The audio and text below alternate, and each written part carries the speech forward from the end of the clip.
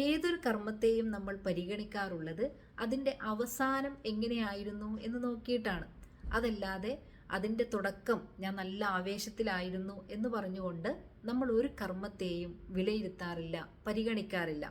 പരിശുദ്ധ മാസത്തിൻ്റെ അവസാന ദിവസങ്ങളിലേക്ക് നാം പ്രവേശിച്ചിരിക്കുകയാണ്. നല്ല ആവേശത്തിലായിരുന്നു അതിലേക്ക് കടന്നു വന്നത്. അപ്പം ഈ അവസാന നിമിഷങ്ങളുടെ എല്ലാ പ്രാധാന്യവും ഗൗരവവും നമുക്ക് നന്നായിട്ടറിയാം. അതോടൊപ്പം തന്നെ അതിൽ നിന്ന് അശ്രദ്ധമായി പോവാനുള്ള എല്ലാ സാധ്യതകളും നമുക്ക് ചുറ്റും ഉണ്ട്. അപ്പം നമ്മൾ എന്താക്കണം? മനസ്സറിഞ്ഞുകൊണ്ട് അതിനെ ഒന്ന് നിയന്ത്രിക്കണം. കാരണം എന്താണെന്ന് വെച്ചാൽ ഈ അവസാന സമയത്തുള്ള നമ്മുടെ ഉത്സാഹവും താല്പര്യവും പരിഗണിച്ചാണ് നമ്മുടെ റബ്ബ് നമ്മുടെ ഈ മൊത്തം റമദാനിനെ വിലയിരുത്തുന്നത്. അപ്പം നമ്മൾ എന്ത് ചെയ്യണം?